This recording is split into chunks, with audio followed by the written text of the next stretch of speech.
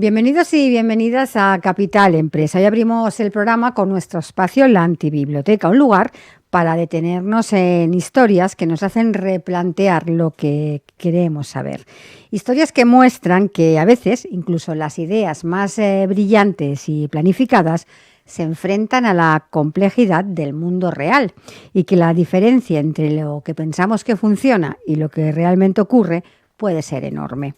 Desde esa reflexión damos un paso hacia el terreno empresarial, porque emprender también consiste en tomar decisiones difíciles, medir riesgos, enfrentarse a lo inesperado y aprender a adaptarse cuando nada sale exactamente como uno había imaginado. Hoy hablaremos de lo que significa emprender de verdad, elegir un sector, asumir riesgos y enfrentarse a los desafíos que solo aparecen cuando se pone en marcha un proyecto. Así que arrancamos Capital Empresa.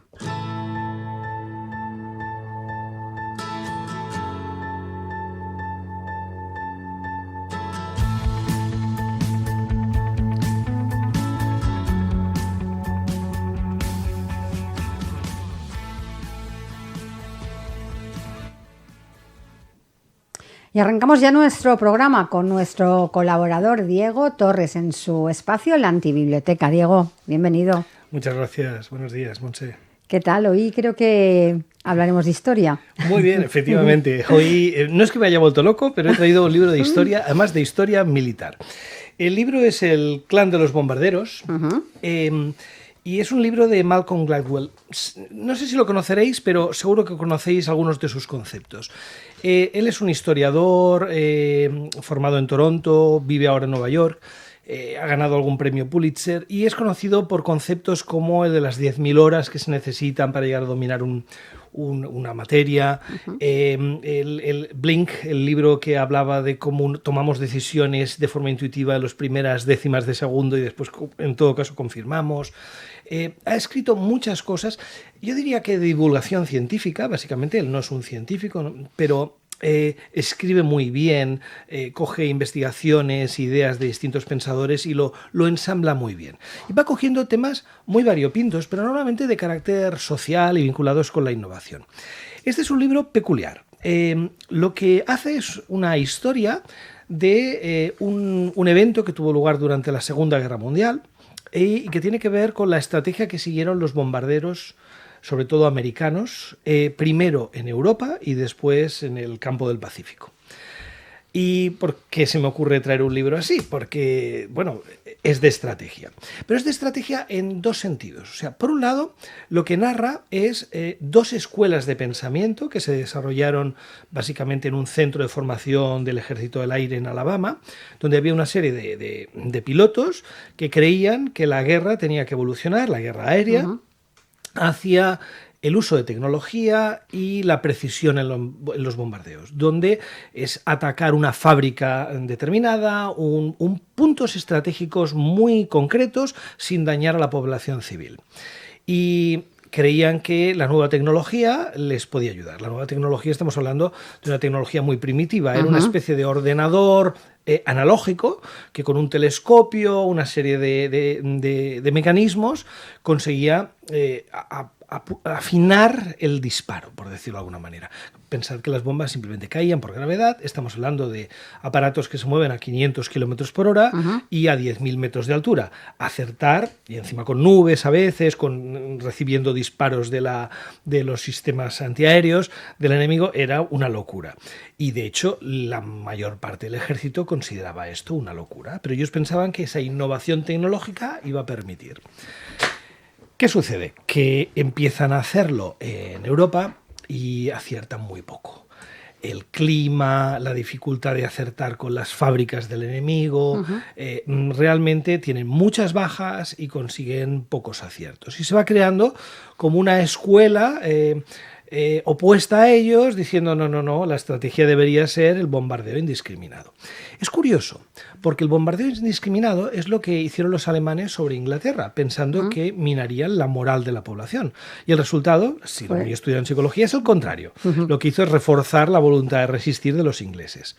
Y de hecho, lo que el ejército americano hizo sobre Alemania Claro, la situación era muy distinta, estaban perdiendo la guerra, pero fue similar, no hundió especialmente al ejército enemigo. Pero como los resultados de esta nueva estrategia, por decirlo así, de estos innovadores que intentaban algo distinto, no estaba funcionando, en el Pacífico hubo un cambio. Primero le encargaron al general que, digamos, lideraba esta forma de pensar, que hiciera los ataques hacia Japón con los B-29, utilizando esta tecnología de precisión.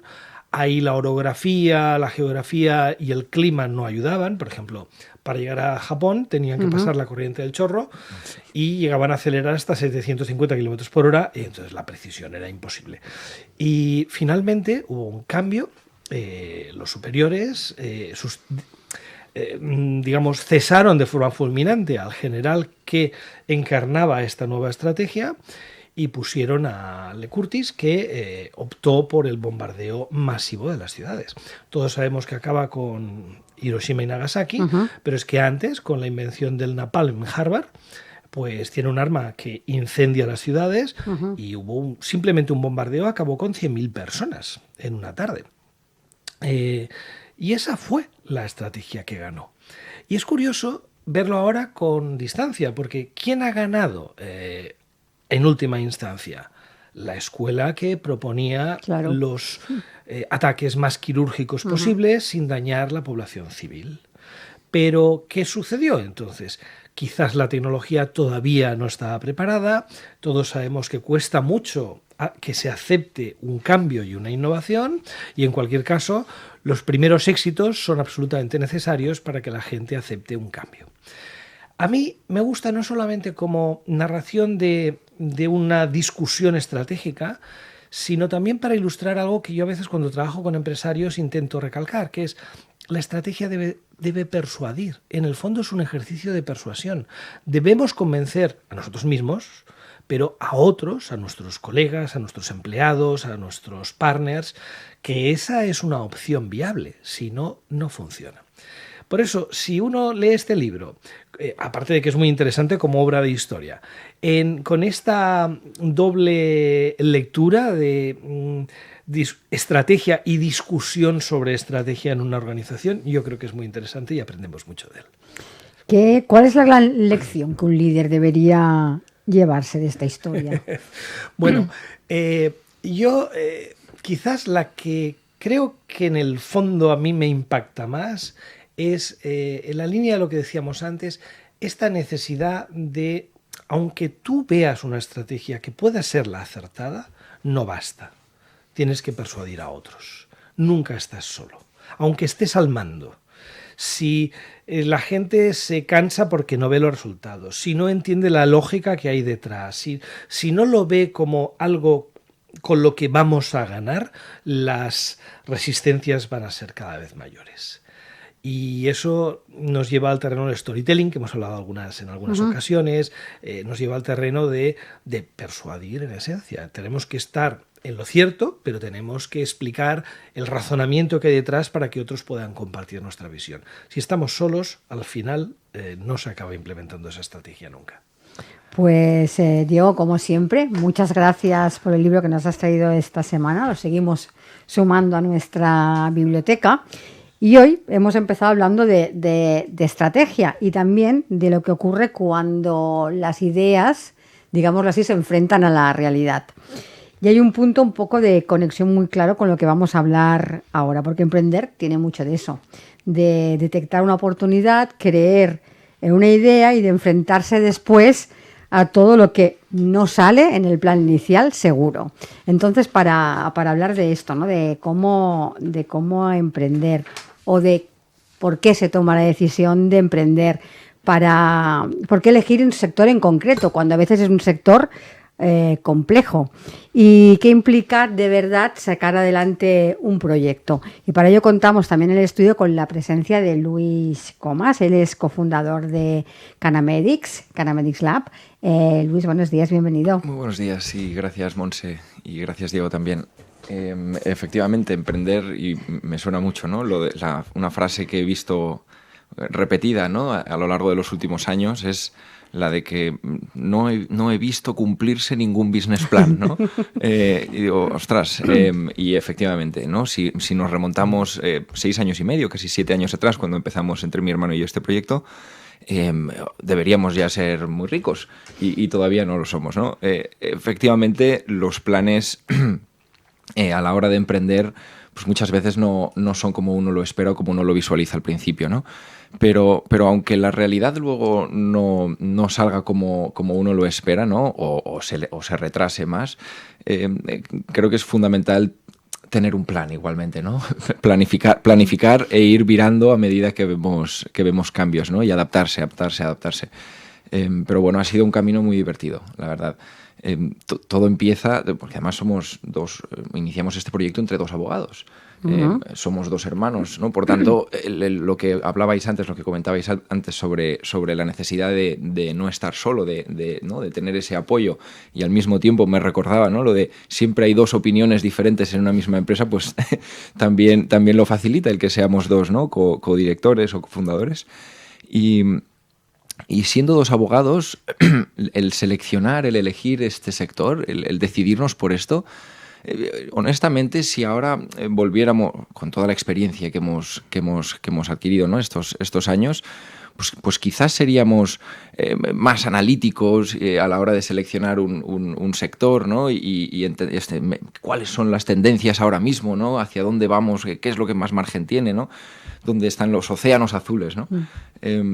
Pero al final este proyecto nació por algo más emocional, ¿no? Y es que éramos nosotros dos abogados dedicados a nuestras carreras, muy contentos, y somos una empresa, somos una familia pues muy pequeña, muy familiar. Y uno de nuestros tíos tuvo un pequeño accidente, fue muy rápido, pero acabó siendo algo muy grave, ¿no? Básicamente se quedó paralítico, y ahí la familia descubre por primera vez los tremendos efectos secundarios que te generan los tratamientos que existen a día de hoy, los principales tratamientos para el dolor, ¿no? Que son los opiáceos. Dolores hay de muchos tipos. Y después de descubrir los tremendos efectos secundarios de estos productos, pues intentamos buscar, no diré alternativas, ¿no? Complementos, algo que nos ayudara, ¿no? Y ahí buscamos pues doctores, gente que sabía, porque nosotros no veníamos del mundo de la medicina. Y acabamos dando con casos muy interesantes en otros países, Canadá, Israel, Australia, y ahora estamos viéndolo ya en Europa, donde efectivamente para ese tipo de, digamos, el control del dolor, ¿no? Intentando compaginarlo con una calidad de vida aceptable, pues resulta que funcionaba en casos similares como en el que teníamos en nuestra familia en otros países. Empezamos a investigar sobre el tema y vimos que era un sector, efectivamente, que no estaba nada trabajado, ¿no? En otros países empezaba a madurar poco a poco, pero en Europa esto era muy nuevo. Y había una regulación en España, una regulación de hace años, que sí que te permitía, con el permiso de la Agencia de Medicamento, obtener una serie de autorizaciones y aquí sí, ¿no? Unos procesos muy complejos, ¿no? Y validarlo durante mucho tiempo, que eso hemos hecho, para poder producir este tipo de estupefaciente que parte de una planta que es muy diferente de la que se utiliza en los opiáceos, ¿no? Y en nuestro caso, pues es la planta de Cannabis sativa L, que es una planta que se habrá puesto muy de moda y se habrá utilizado para distintos fines, pero el nuestro es exclusivamente un fin de uso médico, farmacológico, y de hecho este producto todavía no se puede dispensar en España, ¿no? Sí que está dispensándose en Alemania, en Reino Unido, en otros países de la Unión Europea, pero todavía no lo hemos visto en España. ¿En qué punto dirías que se encuentra ahora vuestra empresa? Pues mira, ahora mismo, después de los últimos 6 años, ya superamos investigaciones, superamos una primera inspección de la Agencia Española de Medicamentos, donde hemos pasado por un proceso de validación farmacéutica muy exigente, donde tienes que demostrar que cumplen, ¿no? Todos tus productos y que, por tanto, estás autorizado. En nuestro caso, ya estamos en la última fase, en los últimos meses, de superar esta validación farmacéutica, porque es un proceso larguísimo. Y una vez superemos estos últimos meses, deberíamos recibir la certificación de laboratorio farmacéutico por parte del Ministerio de Sanidad y con ello la licencia de comercialización que nos permitirá empezar a producir en continuo.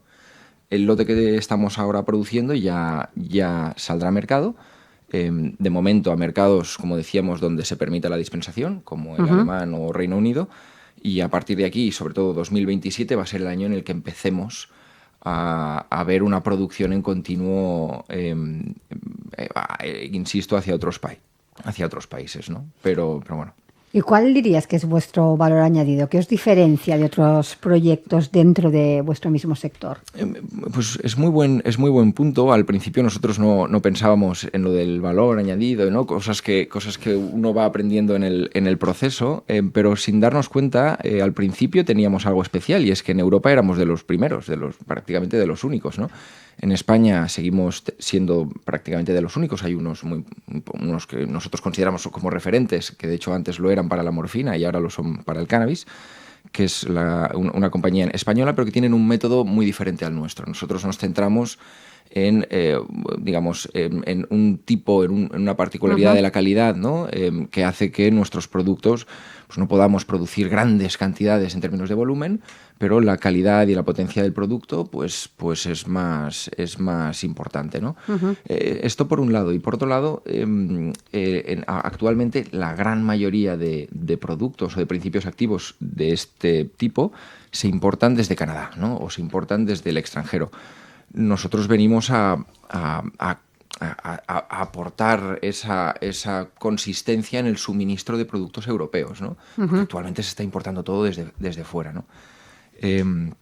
Pero bueno, tenemos una calidad y un tipo de concentración que no la puedes encontrar a día de hoy en el mercado europeo. Hablando un poco, o volviendo un poco a los orígenes y a los inicios, y hablando de emprender, a la hora de empezar a desarrollar vuestra idea, vuestro proyecto, ¿cuáles han sido los mayores o el principal obstáculo hasta el momento? Pues principal obstáculo realmente quizá, y aquí rescataré lo que decía antes Diego sobre el convencer, ¿no? Convencerse a uno mismo, y no tanto a los demás, porque realmente es un producto y es un mercado pues con visos de éxito y con mucho potencial, y hemos visto lo que ha pasado en otros mercados, ¿no? No debería ser tan difícil, ¿no? Convencerse o autoconvencerse a uno mismo. Pero cuando el camino es largo, tan largo, estamos hablando de validación farmacéutica, de construcción de instalaciones, es distinto, no es montar una web rápido y ponernos a vender pulseras o lo que fuere, ¿no? Es algo muy complejo. Y es un proceso donde hay mucho aprendizaje. Y cada error necesitas mucha energía y muchas fuerzas para volver a despertar, ¿no? Para volver a levantarte, levantar el equipo y tirar adelante. Entonces yo creo que ha sido una de las más cosas en un proceso largo, ¿no? De más de 6 años, siempre mantener la motivación como el primer día, ¿no? Eso lo considero, o lo he considerado algo importante, ¿no? Cuando tardan en llegar resultados o facturación o ese tipo de cosas en proyectos largos, es importante no perder el objetivo y seguir motivado.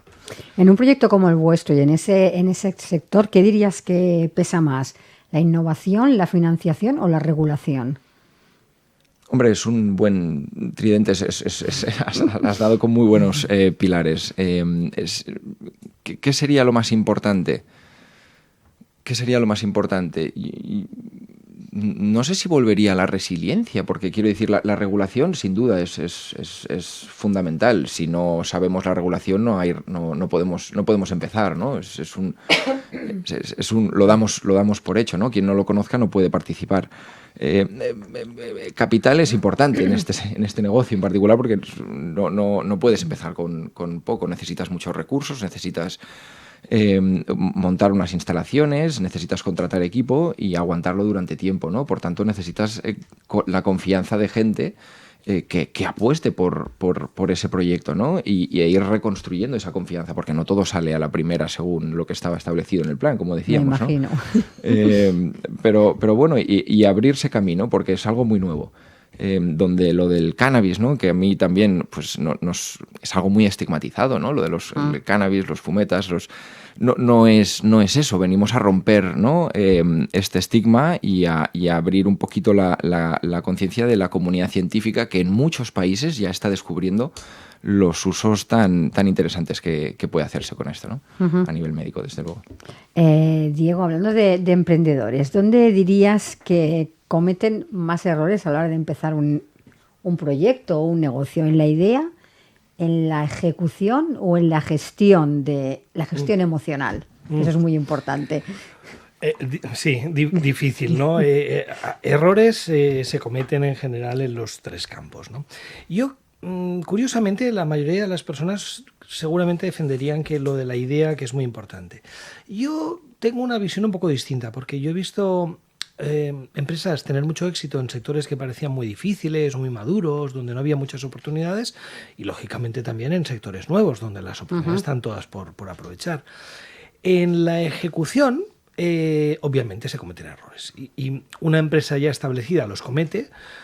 Una empresa que está aprendiendo, que es nueva, los va a cometer mucho más.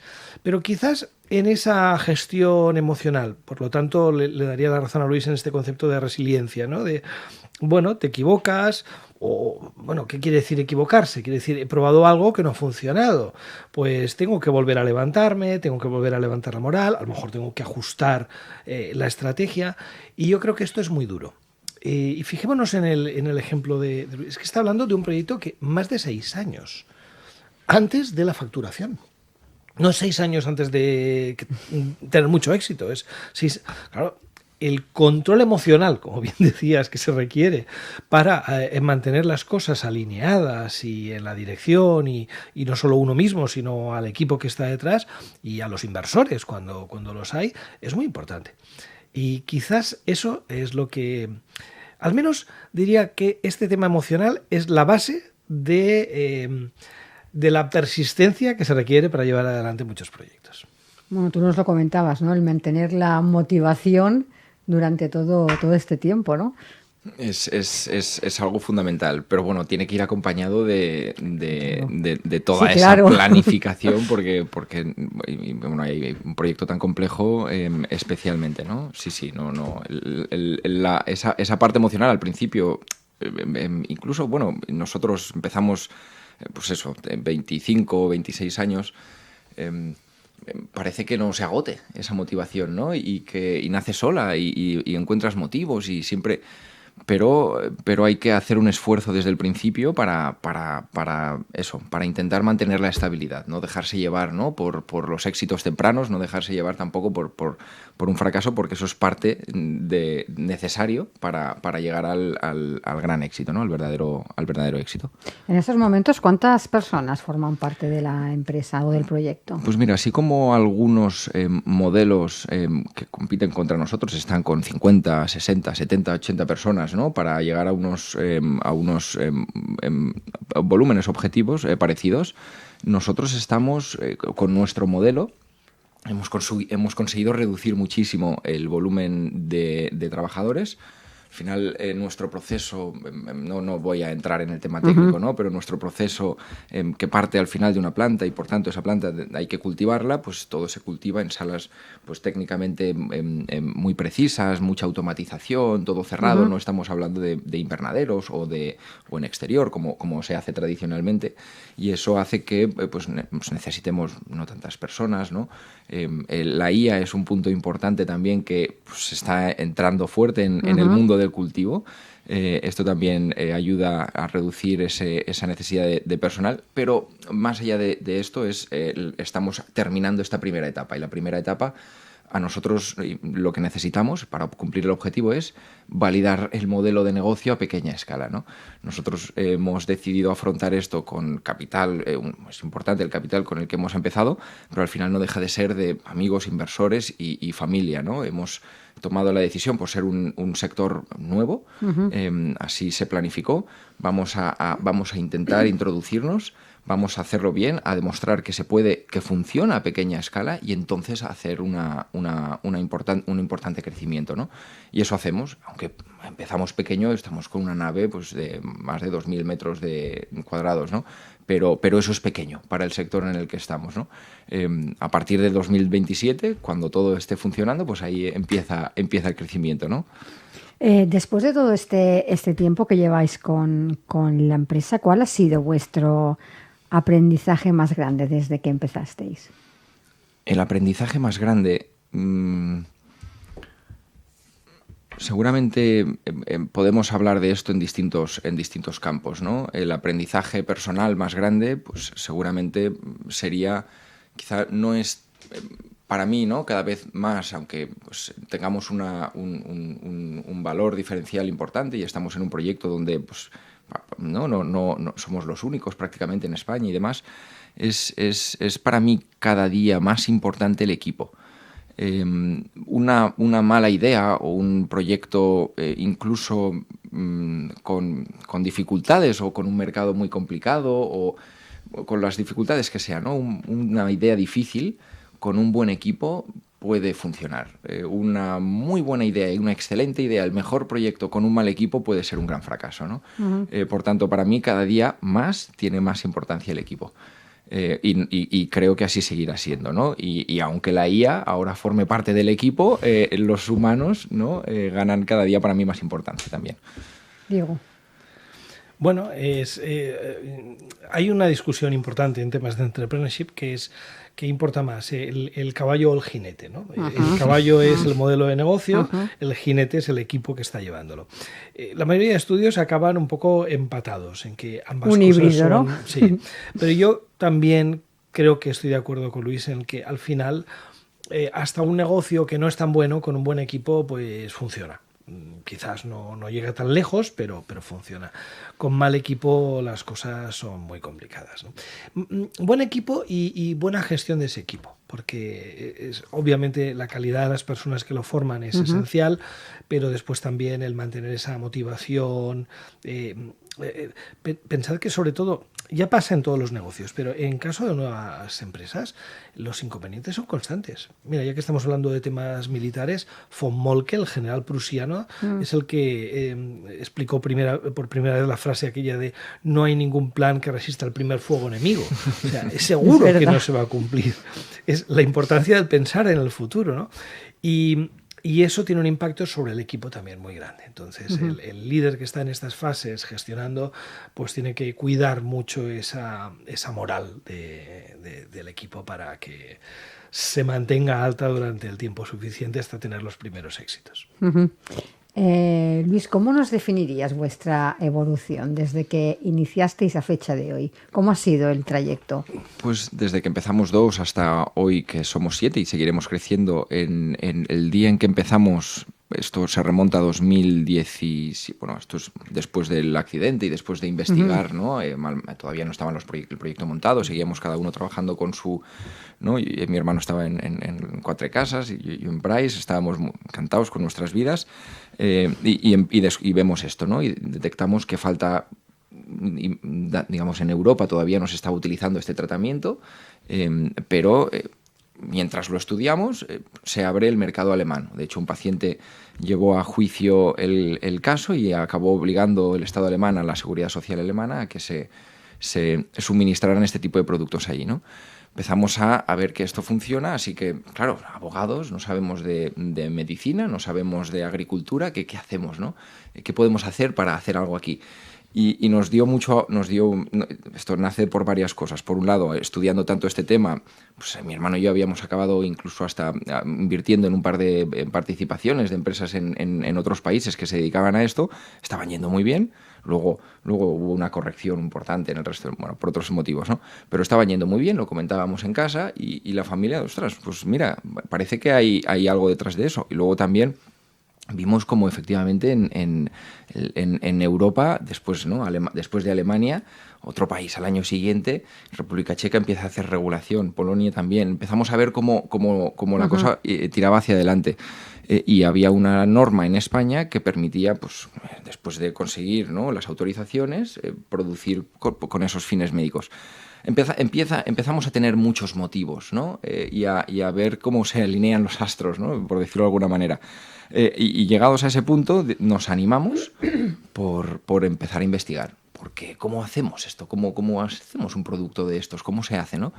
Así que nos juntamos con varias empresas públicas de la Generalitat. Aquí estaba el IRTA con nosotros, fantásticos, y el CRAC, que están ubicados en la Autónoma de Barcelona, y empezamos a investigar con ellos métodos de producción para llegar a distintos tipos de resultado, optimización de enraizamientos, sobre todo enfocado a la parte de la producción, ¿no? Porque la prescripción se nos queda muy lejos. Teníamos que centrarnos en la parte de la producción, que era lo que se podía hacer desde España, ¿no? Así que nos centramos a ello y después de prácticamente 3 años llegamos a unos resultados muy interesantes. No habíamos dejado en ese tiempo de dar vueltas por Alemania, de conocer a los distintos distribuidores de estos productos, de conocer casos reales, ¿no? De pacientes que habían pasado por algo parecido, algunos que accedían a este producto y otros que no habían podido. Empezamos a conocer mucho hasta que damos con esos resultados. Y después de dar con esos resultados, hablando con estos distribuidores alemanes, se interesan. Y al interesarse empiezan a hacernos cartas de intención, ¿no? Donde te firman la petición de muchos kilos con unas condiciones, unos precios. Y ostras, nos miramos hacia adentro, nos miramos a la familia y decimos, bueno, ¿qué hacemos? Porque parece que tenemos algo interesante, tiramos hacia adelante. Venga, va, pues ya habíamos pedido excedencias, ¿no? Mi hermano y yo, porque la gente no se reúne a las 8 de la tarde ni los fines de semana, así que tuvimos que dar el paso, apoyados por la familia, y pusimos un capital encima de la mesa y tiramos hacia adelante. Aquí sí nos apoyaron no solo la familia, sino nos apoyaron, inversores amigos, algún business angel también. Nos ha ayudado estratégicamente desde el principio, incluso también con inversores, Diego mismo, él nos ha guiado, ¿no? Para que no caigamos desde el principio, ¿no? Desde el primer fracaso. Y nada, conseguimos tirar para adelante la construcción. Y con eso iniciamos la validación. Tuvimos que pasar unas inspecciones durísimas del Ministerio de Sanidad, ¿no? Porque al final fiscalizan la fabricación de estupefaciente y la fabricación de medicamentos, ¿no? Son cosas diferentes. Hemos pasado por un proceso larguísimo, casi 3 años más de validaciones, y ahora estamos en el tramo final antes de empezar a comercializar ya por fin estos lotes, ¿no? Estos productos que llevamos tanto tiempo preparando. La vida de un emprendedor cuando empieza un proyecto es mucho de prueba-error. Supongo Sí. que has tenido que pasar por eso. Sí, nos hemos vuelto agrónomos, nos hemos vuelto biólogos y médicos, no me atrevo a decirlo, pero sí muy interesados en el tema. Y en general, que antes te preguntaba qué aprendizaje no habéis sacado de este camino, pero ahora te pregunto que de toda esta prueba-error, ¿qué error os ha hecho mejorar más? Pues una cosa importante, creo, y que es algo que nos ha mejorado incluso la calidad de vida como emprendedores, es la gestión de expectativas. La gestión de expectativas que quizá también va de la mano del plan, ¿no?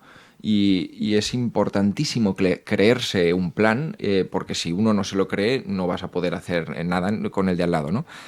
Pero al margen de creerse un plan, es hacerlo realista. Y realista, pues hacer un plan conservador te permite precisamente, ¿no? Anticiparte a los posibles fracasos que puedas tener, que aunque uno no quiera, pues pueden ocurrir, ¿no? Y es mejor a uno mismo, a los inversores, incluso hasta el cliente, darle buenas noticias, ¿no? Oye, que se ha conseguido antes de tiempo, que no todo lo contrario.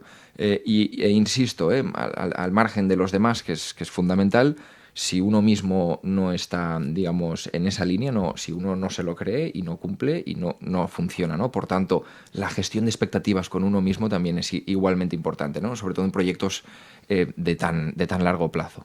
Hay que ser muy realista. Diego, Bueno, yo... qué malas son las expectativas muy altas, ¿eh? No. Yo creo que, a ver, el aprendizaje es personal, pero yo creo que sí, que es uno... Además, fíjate cómo se relaciona con lo que hablábamos antes. Luis mencionaba antes la importancia de la resiliencia. Sí. Es curioso porque un día tengo algunos libros sobre el tema de resiliencia y me gustaría también traerlos. No hay tiempo para todo en esta vida. Pero se suele asociar el optimismo como algo muy importante para la resiliencia. no decaer, siempre pensar lo mejor. Los estudios muestran que no, que es el realismo. O sea, alguien que piensa, no, pero esta vez seguro que me sale bien, pues al final se hunde. No la primera, no la segunda, pero al final se hunde. Esto se ha estudiado mucho entre los presos en situaciones bélicas que han tenido que resistir muchísimo tiempo y torturas. Le preguntaron a uno que fue candidato a la Casa Blanca y pasó mucho tiempo en Asia preso. Decía, ¿quiénes fueron los primeros que cayeron? Pensando que les iban a responder los pesimistas. No, los optimistas fueron los primeros, porque no aguantan tantos golpes. El que es capaz de decir, bueno, pues quizás no va a ser todo tan bonito, pero yo tengo, o sea, es optimista en la capacidad suya. Yo podré sobreponerme al resultado. No es que piense que el resultado seguro que va a ser el mejor posible, sino que da igual, sea el que sea, podré gestionarlo, es el que mejor aguanta. Y eso yo creo que tiene mucho que ver con esa gestión de expectativas. No, tiene un poco de sentido. Sí, perdona, muy rápido. Sí. Había una frase que leí en algún sitio, me hizo gracia. Decía, los emprendedores tienen que ser irracionalmente positivos, pero no tontos, ¿no? Es decir, entiendo que hay que planificar y ser muy realistas, sí. Luis, si miramos un poco al futuro, ¿cuál es vuestra visión a medio o largo plazo? Pues mira, te agradezco esa pregunta porque el futuro empieza ahora y en 2026, este año, por fin, después de tanto tiempo, ¿no? Aunque haya que seguir sin dejar de gestionar expectativas, este año es el año en el que se empieza a facturar. Por tanto, es decir, el lote que tenemos ahora, ¿no? Para finalizar y cerrar la etapa de validación y entrar por fin en etapa de comercialización y conseguir que nuestros productos empiecen a llegar a pacientes, es este año. Y a partir de este año, 2027, a partir de este año y el siguiente, 2027, empezamos a producir en continuo. Pocos meses necesitamos, medio año, para producir en continuo y e iniciar la siguiente etapa, que va a ser la de ampliación vamos a incrementar el volumen hasta en 6 o 7 la cantidad que tenemos hoy. Lo haríamos en fases, ¿no? Empezamos por un por 2, luego un por 5, hasta llegar a ese por 7 y empezar a introducirnos también en diferentes tipos de producto, porque ahora estamos fabricando o estamos apuntando a un solo formato, que sería la sumidad florida o la propia flor, que sirve como producto final o bien como materia prima para fabricar otro tipo de productos, pero también nos queremos introducir en el mundo de los extractos, que es una formulación estandarizada parecida, y lo queremos hacer por una cosa fundamental, y es que en octubre del año anterior, del 2025, se aprobó en Consejo de Ministros, por primera vez en España, nosotros la llamamos la Ley del Cannabis Medicinal. En España, esto, el foco se ha querido, digamos, plantear de una forma muy restrictiva, paso a paso. Tiene sentido, porque al final es un producto que lleva más de 100 años prohibido, ¿no? Y donde no se ha utilizado, se ha dicho se ha explicado, ¿no? Lo perjudicial que puede ser para la salud. No se han dado muchos usos médicos, ¿no? Para este producto, y ahora estamos intentando virar hacia otra dirección. Se está haciendo de forma ordenada, ¿no? Por tanto, en España ya se ha aprobado esta ley y ahora hay varias instituciones, entre ellas la Agencia de Medicamentos, la que están preparando muchos elementos que van a ser necesarios, como cómo se registra uno de estos productos, particulares sobre la dispensación, etcétera. Pero restrictivo porque van a permitir el uso de este medicamento solamente para 4 indicaciones terapéuticas muy, digamos, no es como el caso alemán, donde permiten la última ratio, ¿no? Y el uso compasivo para otras cosas. En España está, digamos, pautado para 4 indicaciones muy probadas. Solo van a dejar utilizar lo que conocen como formulaciones estandarizadas de cannabis, es decir, lo que ellos entienden como extractos. Entonces, aunque sean igualmente estandarizados las flores, y en Alemania y en otros países se aceptan, ¿no? Pero aquí se empieza o se quiere iniciar por esa formulación. Por eso nos interesa también mucho empezar a introducirnos en ese tipo de productos, porque al final empezamos este proyecto por, como decíamos, por un tema emocional, ¿no? Y nos gustaría más pronto que tarde que pacientes, ya no solo nuestra propia familia, ¿no? Nuestro tío, sino pacientes en España puedan utilizarlo. Se da la paradoja del el caso un poquito extraño, ¿no? En paciente alemán con la misma indicación médica o la misma patología que un paciente español, en Mallorca, utilizando este producto fabricado en España, pero el paciente español no puede. Entonces, esto no encaja, ¿no? Con los principios de la Unión Europea y con otros principios, ¿no? Pues eso es lo que también vemos como parte del futuro, para al final conseguir que esto en España sea una realidad no solo productiva, sino de dispensación. Cuando hablamos de producción, ¿de qué número estaríamos hablando en vuestra primera producción? En la producción al final nosotros producimos plantas y de ahí salen unos gramos o unos kilos, ¿no? Sí. Que luego se pueden sintetizar y pueden acabar en formatos ultraprocesados o bien se puede utilizar el formato natural de la flor para infusión o inhalación con vaporizadores médicos. Por tanto, es muy importante las dosis, ¿no? Las dosis, cuando hablamos de un estupefaciente que puede tener más o menos toxicidad, las dosis son fundamentales. Por eso se habla en términos de gramos. Y nosotros producimos, la estimación anual está en torno a los 500 kilos, que actualmente eso en el mercado es poco. Estamos hablando en el mercado alemán, el mercado, digamos, el estandarte europeo ahora mismo en este sector también. Estamos hablando en torno a las 80, 90 toneladas de importación en el último año, habiendo incrementado en casi el doble el último año. O sea que estamos en fase aún de crecimiento constante, ¿no? Y esto no lo vemos solo, este crecimiento no solo se ve en Alemania, se ve en muchos otros países del entorno. Por tanto, lo nuestro no deja de ser algo, digamos, pequeñito, pero que tiene un encaje importante, porque al final los productos de máxima calidad no son los que ocupan la mayor parte, digamos, de los productos en cualquier mercado, ¿no? Por eso vamos a por esta, digamos, primera cuota de mercado y luego ir ampliando poco a poco. En general, y hablando un poco del sector, ¿cómo crees que va a ser su evolución en España y en Europa?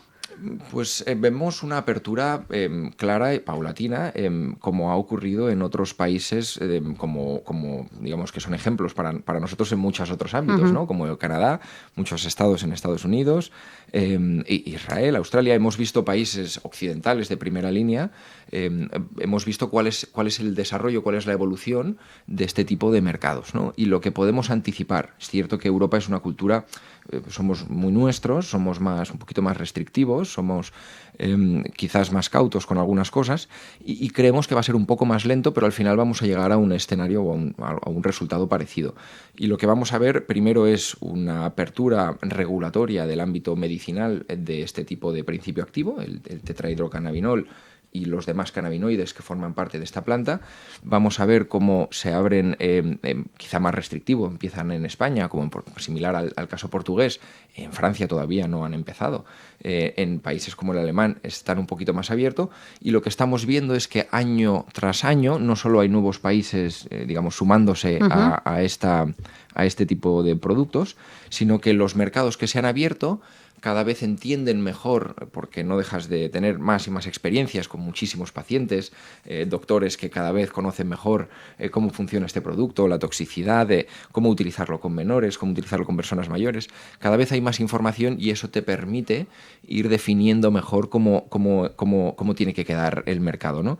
Y eso ha no solo ampliado el ámbito médico, para más patologías, más formatos de productos, muchos temas experimentales a día de hoy, sino que también, y aunque no sea, digamos, nuestro sector, ni sea lo que nosotros apuntamos, hemos visto como en algún país ha empezado a estudiarse la apertura del uso adulto, que es lo para homologarlo a una cerveza, para que nos entendamos, ¿no? Y eso yo creo que queda lejísimos, sino algo que quizá en Europa no veamos, pero lo que estamos viendo es que detrás de este producto hay constante evolución y un montón de dinamismo, ¿no? En el ámbito médico es en lo que nos hemos centrado nosotros y es en lo que vamos a ver los próximos 20 años en Europa. Uh-huh.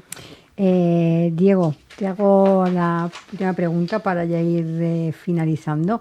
Escuchando a Luis, ¿no? en su proyecto, un proyecto que escala, digámoslo así, ¿eh? ¿Qué diferencia hay entre un proyecto que sobrevive y uno que escala como el suyo? ¿Dónde está el clic? Bueno, difícil saber. Fíjate que la industria del capital riesgo ha invertido muchísimo y muchos años en intentar determinar cuáles son los proyectos que van a tener éxito a largo plazo. Yo creo que nadie lo sabe. Y creo que en parte ya está bien así. O sea, lo que hay que hacer no es intentar adivinarlo, que no podemos, sino ver los primeros síntomas. Cuando una empresa ves que tiene realmente una capacidad de crecer y de gestionar ese crecimiento, lo que hay que hacer es apoyarla. Al final, fíjate que en el mundo financiero se opta más por los portafolios de inversiones, ¿no? Uh-huh. Inviertes en varias y sabes que a lo mejor de cada 20, una tiene esa posibilidad de crecimiento. Lo que hay que hacer es detectarlo y apoyar a esa empresa y conseguir que desarrolle todo ese potencial. Yo cada vez soy más cauto en lo que se puede saber y lo que no se puede saber. De todas maneras, suele ser una combinación de las dos cosas. El potencial de mercado tiene que estar ahí y el equipo, lo que hablábamos antes, el equipo tiene que ser capaz no solo de aprovechar ese primer éxito, sino de ser capaz de después pasar por las etapas que inevitablemente va a pasar la empresa para llegar a ser una grande. ¿Y qué papel juega ahí la estrategia? Bueno, yo creo que es fundamental. Fíjate que ¿Qué vas a decir, no? Bueno, yo porque soy un creyente, pero creo que hay datos que lo muestran. Fíjate que lo que suele frenar muchas veces ese crecimiento inicial de compañías que tienen mucho potencial suele ser que al final el equipo inicial es sustituido, sobre todo cuando hay inversores fuertes que controlan, sustituyen al equipo de fundadores y ponen a otros más profesionales. ¿Profesionales qué quiere decir? No, que tienen más claro la importancia de formular e implementar una estrategia. Cuando el equipo fundador es capaz de tener esta visión, es el que, pues sin necesidad de cambios y traumas, va a ser capaz de desarrollar una empresa y hacerla mucho más grande. Y yo creo que sí. Pues Luis, muchísimas gracias por haber pasado por nuestro programa, un placer. Y Diego, tú y yo nos vemos la próxima semana con otro libro para sumar a la biblioteca. Y nosotros volvemos mañana. Les espero, como siempre, en Capital Empresa. Así que hasta mañana y feliz día.